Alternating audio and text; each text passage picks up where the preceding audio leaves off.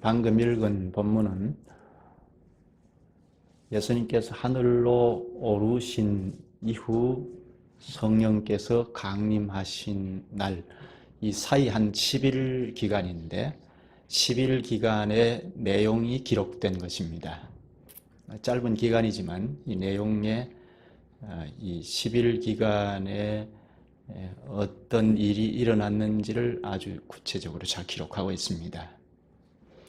이 본문을 잘 보면 교회의 태동을 볼 수 있습니다. 교회의 잉태라고 할까요? 교회가 잉태되어서 움직이는 것을 잘 볼 수가 있습니다.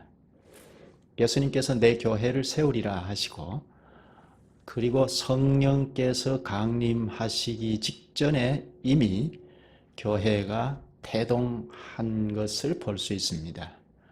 이 본문에서 예수님의 교회가 어떻게 서는가 하는 것을 잘 배울 수가 있습니다.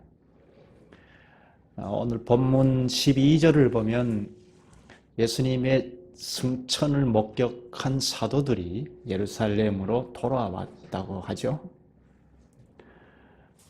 감람산에서 예수님과 헤어졌는데, 올리브산이죠.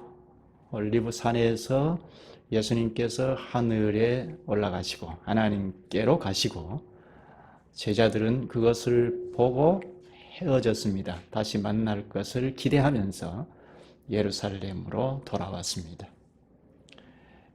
예루살렘으로 돌아오게 된 것은 예수님께서 하신 말씀 때문입니다. 예루살렘을 떠나지 말아라, 기다려라, 성령을 주리라 하는 말씀 때문에 예루살렘으로 돌아왔습니다. 예루살렘에 와서 무엇을 하죠? 기도에 전념하죠. 누가복음 말미에 보면 찬송을 했다고 하는데요. 이들이 기도에 전념하기도 하고 찬송하기도 했습니다. 그리고 베드로가 설교를 했습니다. 설교의 말씀을 듣고 거기 함께 모인 120여 명이 같이 아멘으로 받아서 그 설교 말씀대로 순종합니다. 가룟 유다로 말미암아 자리가 비어있는 사도를 하나 뽑게 됩니다. 이렇게 기도하고 찬송하고 설교를 듣고 아멘하고 그 설교의 말씀을 따라서 순종하는, 이것이 교회이죠. 교회가 태동하게 된 근거가 있습니다. 무엇이죠? 첫째는 사도들의 변화입니다. 사도들이 전에는 어땠죠? 한 40일 전만 해도, 예수님께서 부활하시기 전에만 해도 예수님께서 죽으시기 직전이죠. 잡혀가셨을 때 베드로가 그렇게 장담했는데 3번씩이나 부인하고 도망을 쳤죠. 그리고 제자들이 문을 꼭꼭 걸어 잠그고 바깥 출입을 하지 못했습니다. 예수님처럼 십자가에 죽을 수 있겠다 해서 두려워서, 유대인들이 두려워서 바깥 출입을 하지 않고 있었습니다. 그런데 지금은 예루살렘으로 돌아왔습니다. 이렇게 돌아오게 된 것은 오늘 본문 4절에 보면 예루살렘을 떠나지 말고 내게서 들은 바 아버지께서 약속하신 것을 기다리라 하셨고, 그리고 5절 끝에는 성령으로 세례를 받으리라 하신 것입니다. 예수님께서 하신 말씀을 따라서 예루살렘으로 모였습니다. 그리고 마태복음 28장 19, 20절을 보면 모든 족속으로 제자를 삼고, 복음을 전해서 제자를 삼고 세례를 주라 했고, 세례를 주라는 것은 교회를 형성하라는 것이고, 그리고 내가 분부한 모든 것을 가르쳐 지키게 하라, 함께 하겠다 하셨습니다. 그리고 하늘에 오르셨지 않습니까? 이런 말씀들을 기억하면서 예루살렘으로 모였습니다. 모여서 기도에 전념합니다. 찬송합니다. 누가복음 끝에 보면 늘 찬송했다고 하는데요. 이 10일 기간 동안 항상 찬송했다는 이야기입니다. 그리고 설교를 했고 그 설교 말씀을 따라서 순종했습니다. 아멘 하고 순종한 것입니다. 이게 교회이죠. 교회는 주님의 말씀을 따라서 연합하고 그리고 기도에 전념하고 찬송하고 설교를 듣고 아멘으로 화답하면서 실천하는, 순종하는 이것이 교회이죠. 오늘 본문의 내용은 이것입니다. 함께, 그러니까 첫째는 사도들이 주님의 말씀을 따라서 예루살렘에 모였고 거기에 있는 120명과 함께 기도에 전념했고 찬송하고 그리고 설교를 듣고 아멘으로 화답하면서 순종하고 한 것이 오늘 본문의 내용의 요지입니다. 좀 더 구체적으로 볼까요? 먼저 구성원들을 보면 사도들이 있고 그리고 이때는 가룟 유다가 빠졌으니까 사도들이 한 11명 정도 있고 그리고 예수님의 가족들이 있죠. 여기 14절에 예수님의 가족들을 말하고 여인들이 함께 있고 그리고 15절부터 보면 그 밖에 제자들입니다. 이렇게 약 한 120명이라고 합니다. 두 부류로 나눌 수 있죠. 직분자인 사도들 그리고 회중들 이렇게 나눌 수 있습니다. 먼저는 사도들이 완전히 변화되었다는 것입니다. 40일 이전과는 전혀 다릅니다. 앞에서 말한 것처럼 예수님이 죽으실 때는 다 흩어지기도 하고 제갈길로 갔습니다. 그런데 지금은 이 예수님과 헤어졌는데 하늘에 오르셨지 않습니까? 헤어졌는데 흩어지지 않고 연합해서 모였습니다. 기도에 집중합니다. 사도들이 완전히 바뀌었습니다. 예수님의 승천을 기점으로 해서 승천 직전만 해도 이스라엘 나라, 세상 나라의 회복을 예수님께 묻지 않았습니까? 그런데 지금은 승천하신 것을 기점으로 해서 완전히 달라졌습니다. 전에는 예수님과 함께 있었지만 자리에 앉았다 하면 누가 크냐 하고 자리 다툼을 했습니다. 자리 다툼을 한 것은 교만해서이죠. 서로 내가 상석에 앉겠다, 서로 높아지겠다는 교만 때문입니다. 서로 높아지려고 하면 교회가 설 수가 없죠. 교만하면 교회가 설 수가 없습니다. 오죽답답하면 예수님께서 누가복음 9장에 보면 너희 모든 사람 중에 가장 작은 자가 가장 큰 자라고 하셨습니다. 본문에는 기도에 전념하는데 전에는 예수님께서 너희가 나와 한시도 깨어 있을 수 없더냐 하고 책망을 합니다. 예수님께서 이제 잡혀가시기 직전에 겟세마네 동산에서 기도하실 때 하신 말씀이죠. 책망을 하십니다. 제자들이 기도할 줄 몰랐습니다. 예수님은 절실히 기도하고 있는데도 기도할 줄 몰랐습니다. 서로 교만하여 누가 크냐 하고 자리 다툼하고 있었고 같이 했다 하면 교만해서 다투었다는 것이고 그리고 기도를 전혀 할 줄 몰랐는데 한시도 기도할 줄 몰랐는데 지금은 기도에 전념합니다. 획기적인 변화이죠. 그리고 찬송을 함께하고 전에는 찬송을 생각지도 못했지 않습니까? 첫째 성원들 중에 사도들이 완전히 변화되었다 하는 것입니다. 예수님께서 하늘에 오르신 그때를 기점으로 해서 신학의 계통이 완전히 자리 잡았다 할 수 있죠. 신학이 확고하게 견고하게 섰다는 것입니다. 둘째는 회중들의 신앙입니다. 15절부터 보면 베드로가 설교를 쭉 해나갑니다. 그 설교를 다 듣고 회중들이 아멘으로 화답합니다. 순종합니다. 베드로의 설교가 과연 아멘 할 만한가 하는 점, 회중들이 다 하나같이 아멘으로 순종을 했거든요. 베드로의 설교를 좀 잠깐만 살필 필요가 있죠. 설교자를 알려면, 목사를 알려면 설교를 들어봐야 하고, 그리고 교인을 알려면 설교에 어떤 태도를 취하느냐, 그걸 봐야 하죠. 교인의 여러 가지 볼 점이 있겠지만 가장 손쉽게 확인할 수 있는 것은 하나님의 말씀이 전달이 될 때 어떤 태도를 취하느냐 하는 것을 보면 알 수가 있습니다. 이제 설교자는 설교하는 것을 보고 판단할 수 있는데, 먼저 사도 설교의 장점이 무엇인가? 설교에는 장점도 있고 단점도 다 있습니다. 어떤 사람이 설교를 하든지 장단점이 다 있는데 장점이 무엇일까요?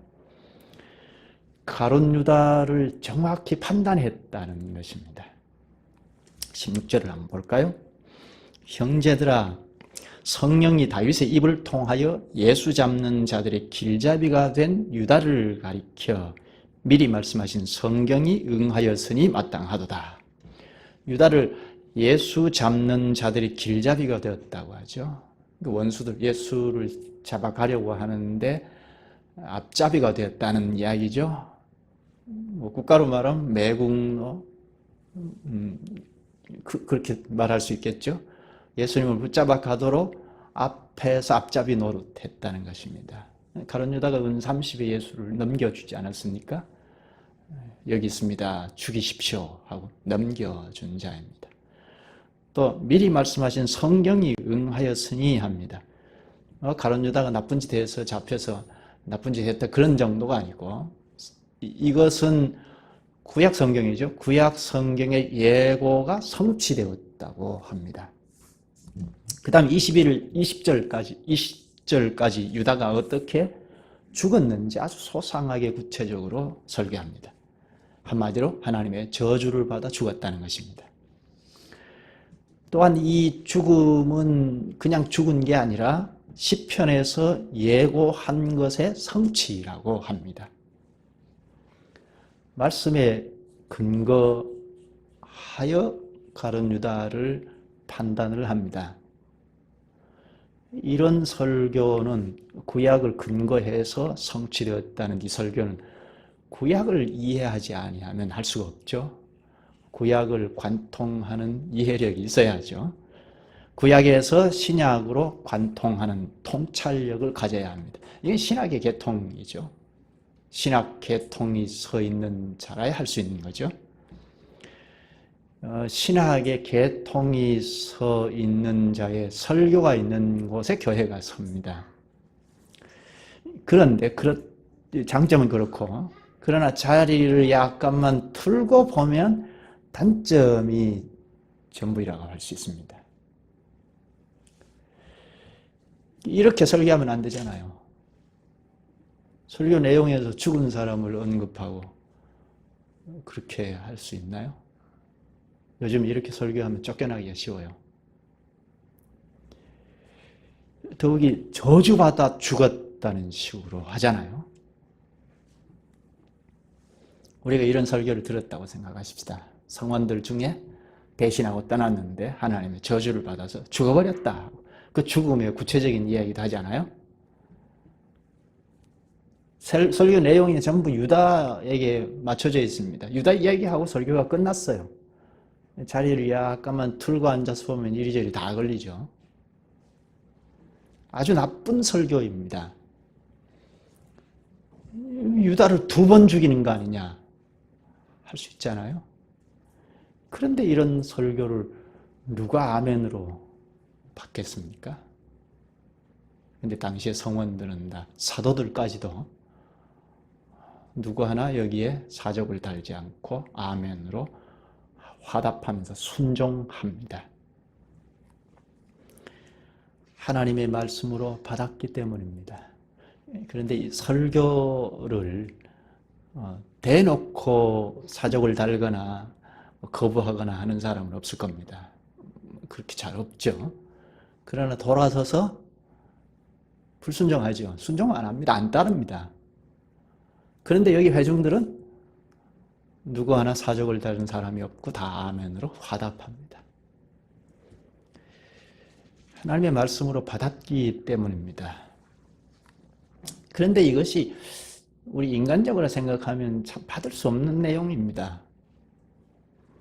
그런데 회중들이 다 받았습니다. 회중들이 참 훌륭하죠.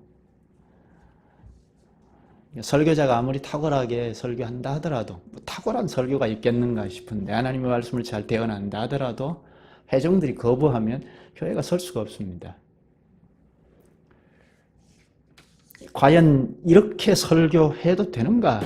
좀 더 따져보죠. 설교를 따진다 하면 좀 이상하긴 한데 그러나 이 설교가 하나님의 말씀인가 하는 것은 따져봐야 하죠. 덮어놓고 아멘 하면 옳지 않죠. 하나님의 말씀인가 하는 것을 확인하는 것이 필요합니다. 그래서 확인이 되면 그 말씀에 순종하는 것이 참신자이지 않습니까? 설교 내용은 전부 유다를 말했으니까 그럼 유다가 어떤 사람인가? 예수님께서 하신 말씀을 보시죠. 요한복음 6장 64절에 보면 예수님 자신을 팔자였다고 하고 이미 예수님께서 아셨다고 합니다. 또 요한복음 6장 70절에는 유다를 마귀라고 하고 12장 6절에는 도둑이라고 하셨고 13장 27절에는 사탄이 유다 속으로 들어갔다고 하십니다. 결국 은30에 예수님을 팔아넘기지 않았습니까? 이를 벌써 다 아시고 예수님은 마태복음 26장 24절에는 유다는 차라리 나지 아니하였다면 좋을 뻔한 사람이라고 합니다. 예수님도 유다를 2번 죽이시는 거죠. 여기 예수님께서 유다를 도둑이라고 하고 사탄이라고 하고 사탄이 유다 속에 들어갔다고 하고 차라리 안 났으면 좋았다, 안 났으면 좋았겠다 하는 것은 완전히 저주이지 않습니까? 그런데 예수님의 이 말씀과 베드로 사도의 설교가 일맥상통하죠. 베드로가 자기가 하고 싶은 얘기를 감정을 섞어서 한 것이 아닙니다. 생각나는 대로 그냥 한 것이 아닙니다. 예수님의 말씀을 대언한 것입니다. 또 단지 가룟 유다의 흉허물을 말하는 것으로 그친 게 아닙니다. 예수님을 대언한 것 그리고 결론까지 내립니다. 보면 22절에 보면 결국 가룟 유다가 사도였는데 그 자리가 비었으니까 사도를 뽑아야 하지 않겠느냐 하는 것이 결론이고 대안입니다. 그럼 가룟 유다를 비판하고자 하는데 목적이 있었던 것이 아니죠. 우리가 설교를 좀 잘 들어봐야 하는데요. 무엇을 목적을 하고 진단을 할 때 비판도 하는 건데요. 가룟 유다를 그냥 비판하고자 한 것이 아니고 그 빈자리 사도를 뽑기 위함입니다. 그것이 목적이었습니다. 그래서 사도의 자격을 말합니다. 21절, 22절에 예수님의 공사역 때 함께 하던 사람이어야 하겠다고 합니다. 한번 볼까요? 22절을 보시죠. 항상 우리와 함께 다니던 사람 중에 하나를 세워 우리와 더불어 예수께서 부활하심을 증언할 사람이 되게 하여야 하리라 하거늘. 여기 사도의 자격을 말합니다. 무엇이죠? 예수님과 함께 동행한 사람, 특히 예수님의 부활을 목격한 자여야 하겠다는 겁니다. 왜 그렇죠? 예수님을 증언해야 하니까, 특히 당신의 부활을 증언해야 하니까. 부활을 믿지 아니하면 예수님을 바로 아는 것이 아니지 않습니까? 예수님은 누구냐 하는 것을 증언해야 하기 때문에 사도의 자격을 말합니다.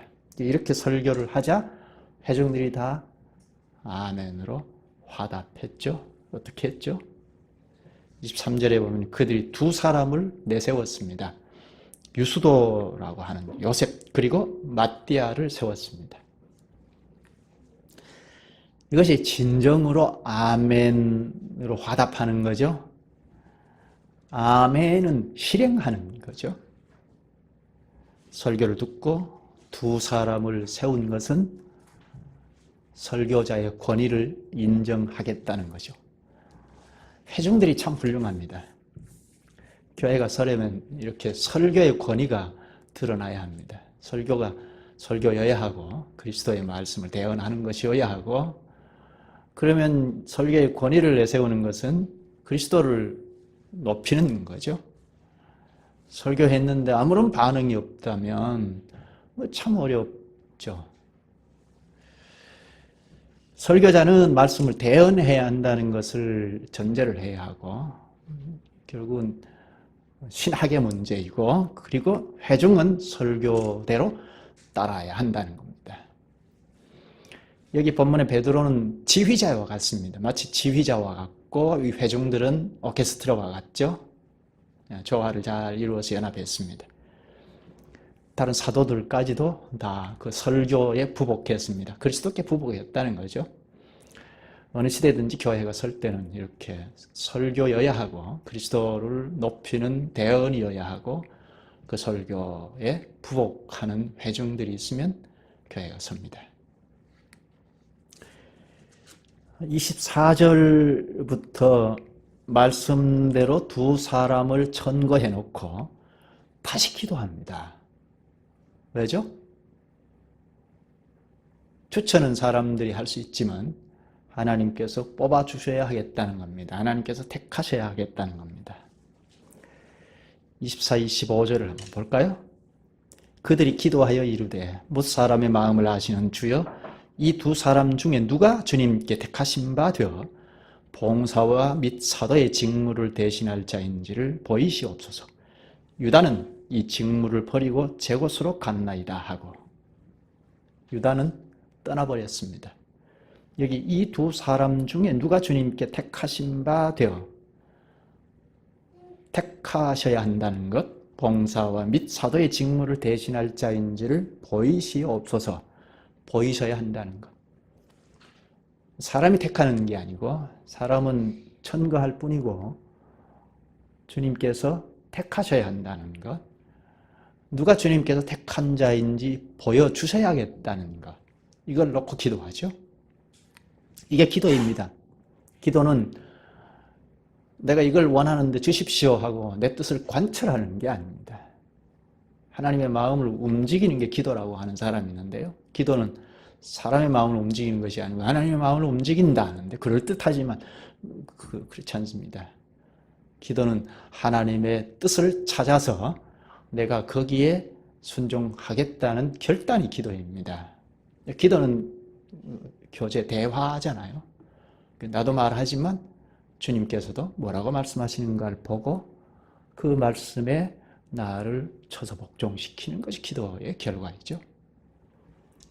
직분자는 하나님께서 주시는 것입니다. 하늘에서 내려오는 거죠. 결정은 우리가 다 해놓고 하나님 사인만 해주십시오. 이것이 기도가 아닙니다.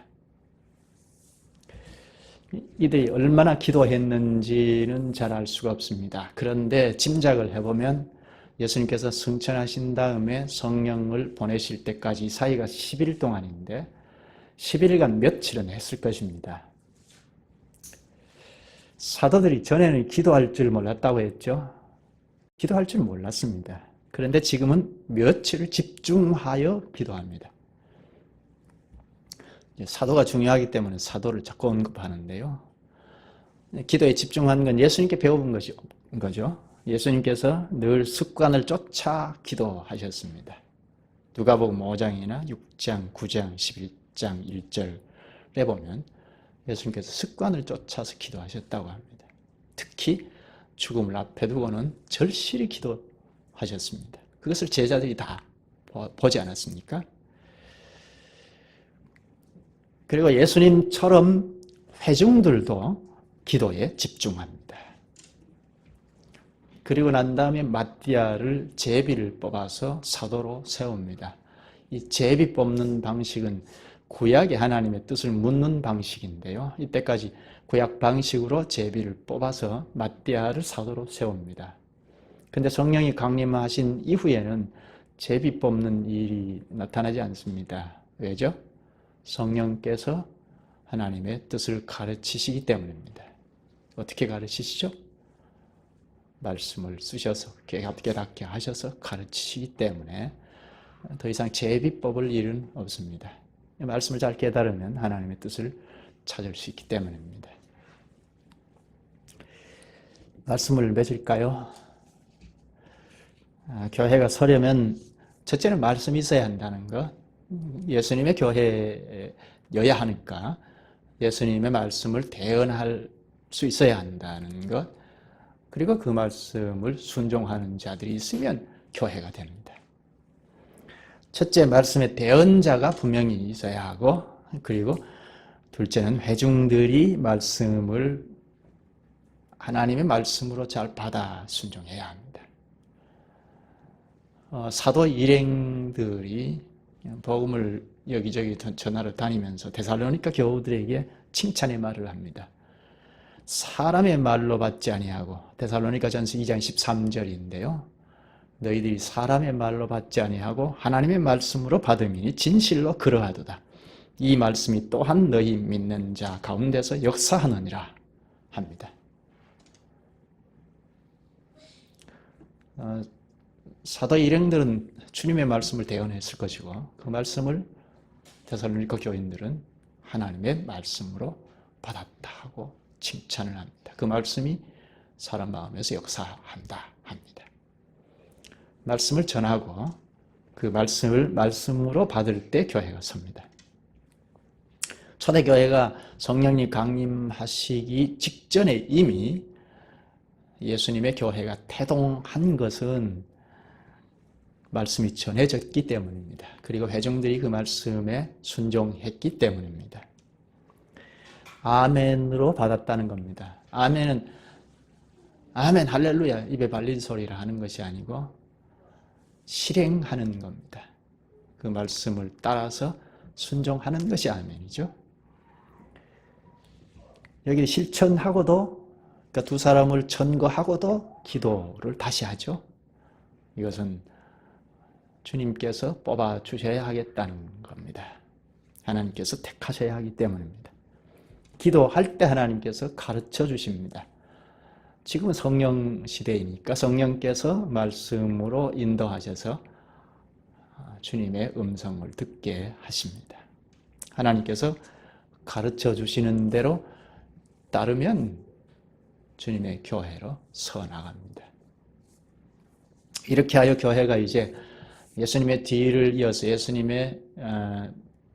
예수님을 이어서 교회가 이제 복음 증거의 기관으로, 그리고 천국을 나타내게 됩니다. 이제 성령이 강림하자 사도행전 여행이 시작이 되었습니다. 성령 행전, 교회 행전이 시작이 됩니다. 다음 시간부터 보겠습니다. 기도하시죠. 은혜가 풍성하신 주님, 주님께서 교회가 성령이 강림하시기 전에 이미 태동한 것을 가르쳐 주셔서 주님의 교회가 어떻게 서는지를 깨우치시옵나이다. 주님의 교회는 무슨 단체처럼 사람의 힘으로 서는 것이 아니라 말씀이 전해지고 또 그 말씀을 그리스도의 말씀으로 받아 순종하는 회중이 있을 때 서는 것임을 가르쳐 주셔서 오늘같이 배교해가는 이 말세 시대에도 힘을 잃지 않게 하시오니 감사옵나이다. 저희 각인들이 힘을 주셔서, 각인들에게 힘을 주셔서 이제 앞으로 성령 행전, 교회 행전이 어떻게 전진하는지를 잘 배우면서 주님의 교회답게 서가는데 저희를 다 드릴 수 있기를 원하옵나이다. 예수님의 이름으로 기도하옵나이다. 아멘.